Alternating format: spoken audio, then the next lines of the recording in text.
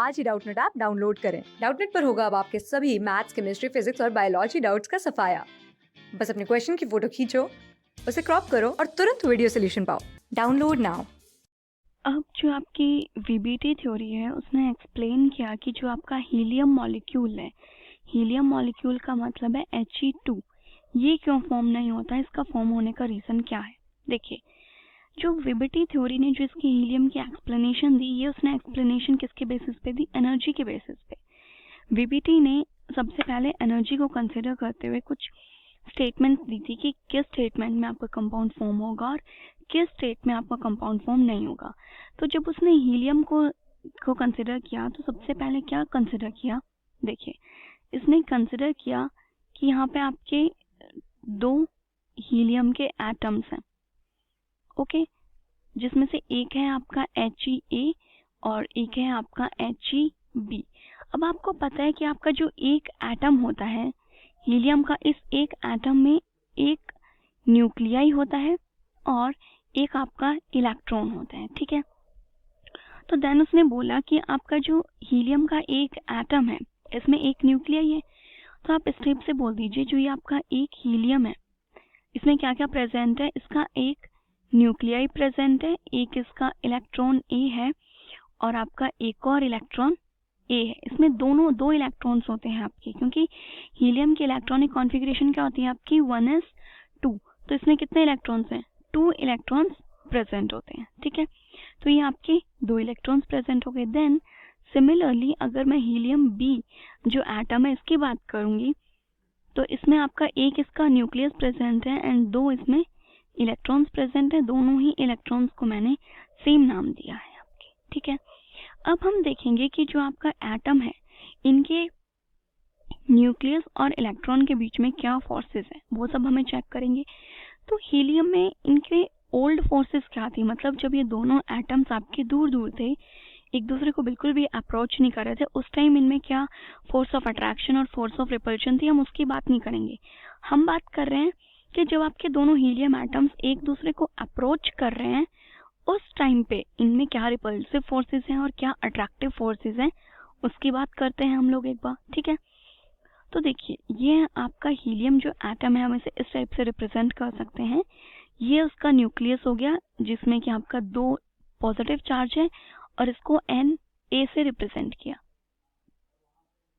ये दूसरा न्यूक्लियस हो गया जिसको हमने Nb से रिप्रेजेंट किया।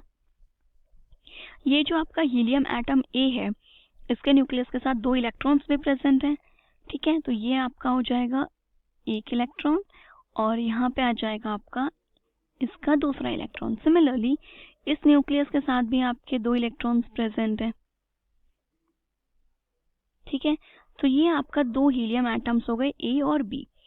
अब हम सबसे पहले बात कर रहे हैं फॉर अट्रैक्टिव फोर्सेस की। किसकी बात कर रहे हैं हम? अट्रैक्टिव फोर्सेस की। तो देखते हैं यहाँ पे टोटल आपकी कितनी अट्रैक्टिव फोर्सेस होंगी। अट्रैक्टिव फोर्सेस का मतलब है आपका एक पॉजिटिव और नेगेटिव चार्ज एक दूसरे को अट्रैक्ट करेंगे। तो 2 केसेस आते हैं कि जो आपका ये हीलियम Na है, ये जो आपका न्यूक्लियस है A का, ये आपका इस वाले इलेक्ट्रॉन को भी अट्रैक्ट करेगा और आपके इस इलेक्ट्रॉन को भी अट्रैक्ट करेगा। तो आपका एक फोर्स तो हो गई Na और इलेक्ट्रॉन B के साथ, और जो आपके सेकंड फोर्स है वो भी Na और इलेक्ट्रॉन जो सेकंड इलेक्ट्रॉन है उसके साथ हो जाएगी, ठीक है। देन नेक्स्ट जो आपका सेकंड न्यूक्लियस है, न्यूक्लियस जो सेकंड एटम B एटम का न्यूक्लियस है, ये आपके जो A एटम है उसके इलेक्ट्रॉन के साथ अट्रैक्शन करेगा। तो यहाँ पे भी आपकी 2 फोर्स हो गई कि B का न्यूक्लियस आपका जो A के इलेक्ट्रॉन्स हैं उनको क्या कर रहा है? अट्रैक्ट कर रहा है। तो यहाँ पे उनके 2 इलेक्ट्रॉन्स प्रेजेंट हैं। तो टोटल आपकी अट्रैक्टिव फोर्सेस कितनी हो गई? 4, ओके। अब नेक्स्ट हम देखते हैं हमारी रिपल्सिव फोर्सेस की, कि जो आपके रिपल्सिव फोर्सेस हैं वो कितनी होंगी। तो देखिए, रिपल्सिव फोर्सेस के लिए भी सेम आपका वही सीन है कि ये है आपका हीलियम जो A एटम है उसका न्यूक्लियस, देन ये है आपका न्यूक्लियस किसका? जो आपका B है। देन इस A के आपके पास 2 इलेक्ट्रॉन्स प्रेजेंट हैं यहाँ पे, ये हो गया electron A and electron A atom के इलेक्ट्रॉन्स, और ये आपका जो हीलियम बी एटम है उसके इलेक्ट्रॉन्स हो गए। अब हम यहाँ पे बात कर रहे हैं रिपल्सिव फोर्सेस की। रिपल्सिव फोर्सेस का मतलब है आपके सेम चार्जेस के बीच में होंगी रिपल्सिव फोर्सेस, राइट। तो एक जो रिपल्सिव फोर्स है वो तो होगी आपके दोनों न्यूक्लियस के बीच में, ठीक है, Na और Na के बीच में रिपल्सिव फोर्स होगी। दूसरी जो आपके रिपल्सिव फोर्सेस हो जाएंगी वो हो जाएंगी जो आपका इन दोनों का जो इलेक्ट्रॉन्स है Ea और Eb के बीच में, राइट। सेम यही फोर्स इन दो इलेक्ट्रॉन्स के बीच में भी होगी। तो आपकी दो फोर्सेस किसके बीच में हो गई, जो आपके दो इलेक्ट्रॉन्स हैं डिफरेंट डिफरेंट एटम्स के, उनके बीच में, ठीक है। ये आपकी दो रिपल्सिव फोर्स। देन आपका ये जो इलेक्ट्रॉन है, ये इलेक्ट्रॉन इसके साथ भी तो रिपल्सिव फोर्स शो करेगा, राइट। तो नेक्स्ट जो आएगी, देखिए आपको अभी अगर ये समझ में नहीं आ रहा तो हम इसको थोड़ा डिफरेंशिएट भी कर सकते हैं। लाइक आप इसे A1 लिख दीजिए, इसको आप A2, ये B1 और B2। तो देखिए एक आपकी A1 और B1 के साथ थी, एक आपकी A2 और B2 के बीच में रिपल्शन हुई। नेक्स्ट मैं बोल रही हूँ कि जो आपका A2 है, ये इसको कौन रिपेल करेगा, जो आपका इलेक्ट्रॉन B1 है वो।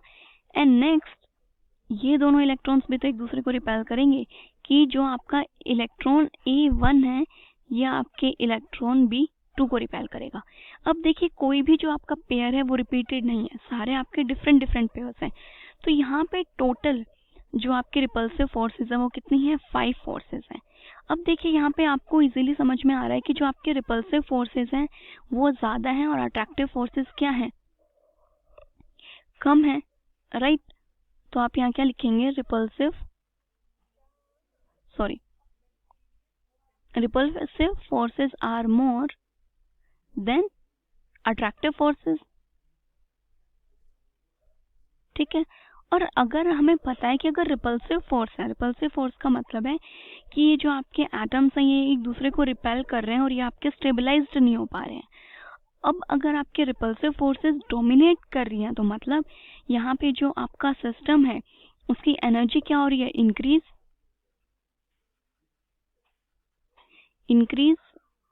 एनर्जी ऑफ सिस्टम की एनर्जी क्या कर गई, आपके इंक्रीज कर गई। और अगर आपके सिस्टम की एनर्जी इंक्रीज कर गई है दैट मीन्स आपका जो सिस्टम है ये क्या है, स्टेबल नहीं है।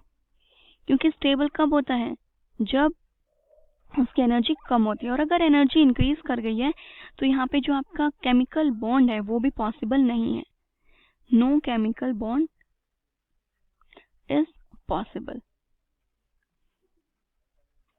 इस वजह से जो आपका हीलियम मॉलिक्यूल है ये फॉर्म नहीं होता, बट आपका जो हाइड्रोजन मॉलिक्यूल है वो फॉर्म होता है। क्यों, क्योंकि हाइड्रोजन मॉलिक्यूल में आपकी अट्रैक्टिव फोर्सेस डोमिनेट करती हैं, यहाँ पर आपकी रिपल्सिव फोर्सेस डोमिनेट कर रही हैं। तो आपका हीलियम मॉलिक्यूल फॉर्म नहीं होता क्योंकि रिपल्सिव फोर्सेस ज़्यादा हैं।